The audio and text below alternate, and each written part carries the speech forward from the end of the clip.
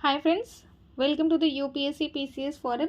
कल हमने jet stream को स्टार्ट किया था और हमने देखा था कि जेट स्ट्रीम एक अपर एयर वेस्टलीज का पार्ट है। और अपर एयर वेस्टलीज का पार्ट कैसे, हमें पता है कि जो राइजिंग एयर होती है वो ट्रोपोपॉज के बाद एक्सटेंड नहीं करती है, ट्रोपोपॉज के पास वो डाइवर्ज होने लगती है। ओके, और उसके बाद हमने देखा कि जो भी ट्रांजिशन जोन जो होता है हेडलेस सेल, फेरल सेल और पोलर सेल के बीच में, तो जो उनका ट्रांजिशन जोन होता है ना, मेन ट्रांजिशन जोन, वहाँ पे डिफरेंस ऑफ टेम्परेचर होता है। और टेम्परेचर डिफरेंस क्या करता है, डेंसिटी डिफरेंस क्रिएट करता है। ठीक है, और डेंसिटी डिफरेंस की वजह से क्या होते हैं, एयर फ्लो करना स्टार्ट कर देती है। और इस वजह से किसका फॉर्मेशन होता है, यहाँ पे हेडलेस सेल और फेरल सेल के ट्रांजिशन जोन पे किसका फॉर्मेशन होता है, सब ट्रॉपिकल जेट स्ट्रीम का। ठीक है, और फेरल सेल और पोलर सेल के ट्रांजिशन जोन पे किसका फॉर्मेशन, पोलर जेट स्ट्रीम। ठीक है, हमने इसके पीछे का लॉजिक देखा था। कल हमारी वीडियो बीच में ही रुक गई थी और मैं इसको कंप्लीट नहीं कर पाई थी, तो मैंने सोचा आज इसको कंप्लीट करके नेक्स्ट हम लोकल विंड्स को पढ़ेंगे। लोकल विंड्स को हम कल से स्टार्ट करते हैं, आज हम इसको कंटिन्यू करके फिर नया चैप्टर स्टार्ट करेंगे। ओके, चलिए देखते हैं ट्रॉपिकल स्टर्ली जेट स्ट्रीम के। ट्रॉपिकल स्टर्ली जेट स्ट्रीम जो है ना, इसका ये सब ट्रॉपिकल जेट स्ट्रीम और पोलर जेट स्ट्रीम से थोड़ा डिफरेंट है। क्यों? क्योंकि ये परमानेंटली प्रेजेंट नहीं होता है। इसकी परमानेंसी नहीं होने की वजह क्या है, क्योंकि ये सिर्फ समर में प्रेजेंट होता है।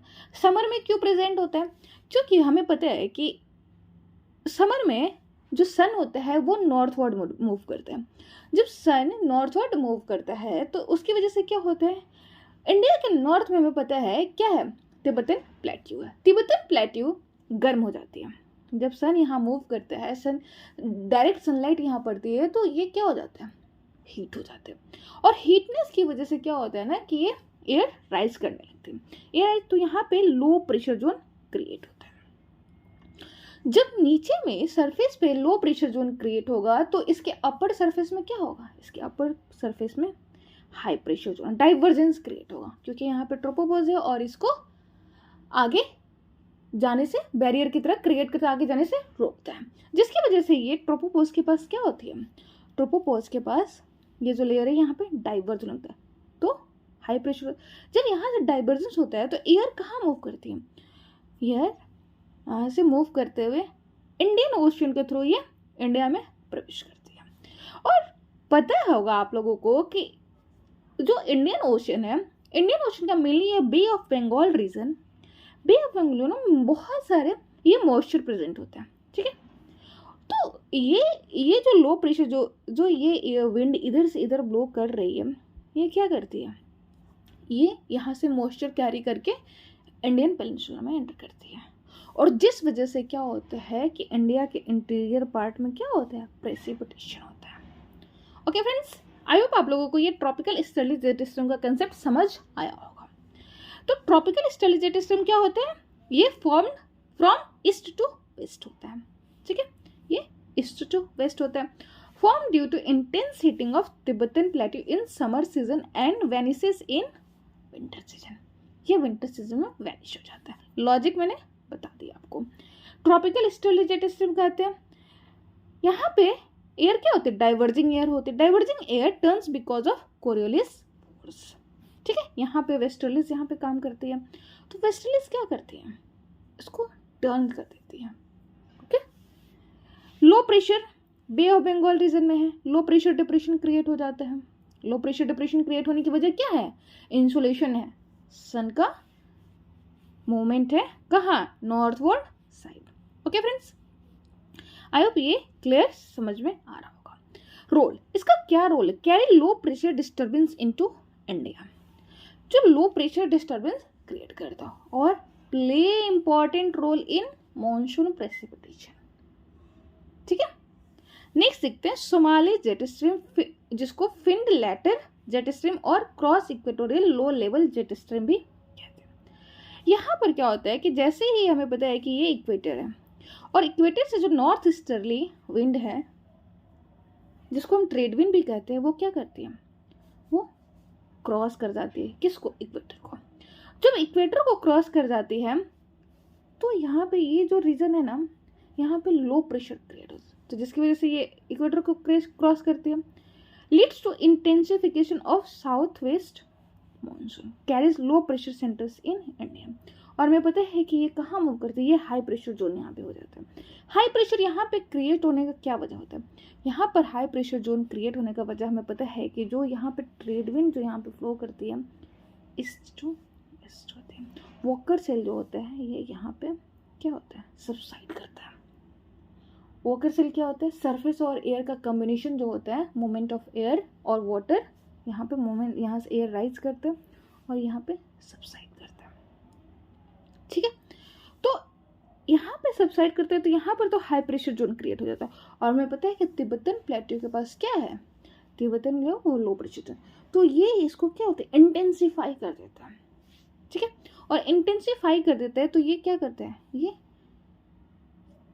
ह्यूमिड एयर को क्या करता है, कैरी करता है, कहाँ पर, इंडिया में, okay. I formed due to temperature and pressure gradient that exist between Eastern Africa and surrounding Indian Ocean। जो ईस्टर्न अफ्रीका में हमने देखा क्या है, लो प्रेशर जोन, और यहाँ पर क्या है, high pressure. High pressure zone किसकी वजह से, कोरियलिस फोर्स की वजह से।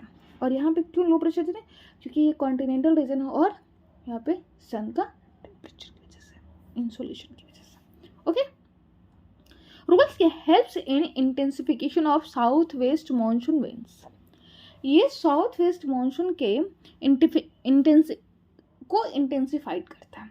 अगर साउथ वेस्ट मॉनसून इंटेंसिफाइड होगा तो इससे हमें क्या, इससे इंडिया में प्रेसिपिटेशन बहुत अच्छे मात्रा में अवेलेबल होगा, ठीक है, गुड मॉनसून प्रेसिपिटेशन होगा, ठीक है। और हमें पता है कि इंडिया एक एग्रेरियन क्या है, इकोनॉमी है। एग्रेरियन इकोनॉमी की वजह से जो मोर देन 50% जो एग्रीकल्चर है ना वो रेनफेड है, ठीक है। तो ये हमारे एग्रीकल्चरल इकोनॉमी के लिए प्रेसिपिटेशन का होना बहुत ज़्यादा ज़रूरी है, okay. Polar night jet stream और स्ट्रेटोस्फेरिक जेट स्ट्रीम, ये कहाँ पे मिलता है, ये फाउंड इन द स्ट्रेटोस्फेयर। मैंने बताया था कि ट्रोपोस्फेयर का जो अपर लेयर होता है वो क्या होता है, स्ट्रेटोस्फेयर होता है। इसके बारे में मैंने डिटेल आपको एटमॉस्फेरिक जब स्ट्रक्चर बताया था तो वहाँ पे भी मैंने क्लियर किया था कि जो स्ट्रेटोस्फेयर होता है वहाँ पे जो टेम्परेचर होता है वो इंक्रीज करता है, राइज करता है, ठीक है। जैसे ही अल्टीट्यूड बढ़ती है तो टेम्परेचर क्या होता है, इंक्रीज करता है, जबकि ट्रोपोस्फेयर में टेम्परेचर क्या होता है, डिक्रीज करता है। और ट्रोपोस्फेयर को स्ट्रेटोस्फेयर से क्या अलग करता है, ट्रोपो बहुत अलग करता है, ठीक है। Found in the stratosphere 15 to 30 kilometre height, formed due to temperature gradient that exist between polar and subpolar region। और इसका फॉर्मेशन क्या कैसे होता है, जो स्ट्रेटोस्फेरिक जेट स्ट्रीम जो होता है जिसको पोलर नाइट जेट स्ट्रीम भी कहते हैं, इसका फॉर्मेशन टेम्परेचर ग्रेडियंट जो एग्जिस्ट करता है कहाँ पे, पोलर और सबपोलर रीजन पे, उसकी वजह से इसका फॉर्मेशन होता है।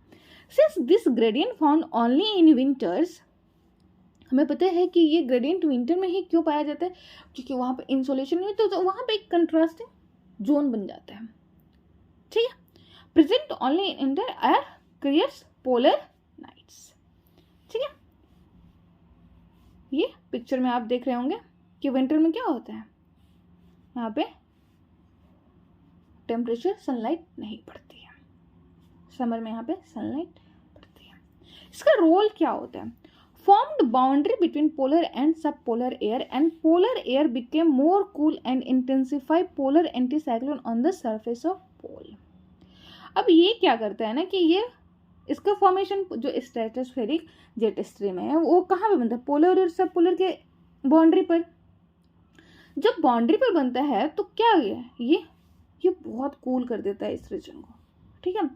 और जो एंटी साइक्लोनिक कंडीशन होती है ऑन द सरफेस ऑफ पोल उसको इंटेंसीफाई कर देता है, ओके। हमें पता है कि जेट स्ट्रीम क्या करता है, जेट स्ट्रीम साइक्लोनिक और एंटी साइक्लोनिक एक्टिविटी को और ज़्यादा इंटेंसीफाई करता है, और इसका रोल किस में होता है, हेल्प इन एविएशन, ठीक है।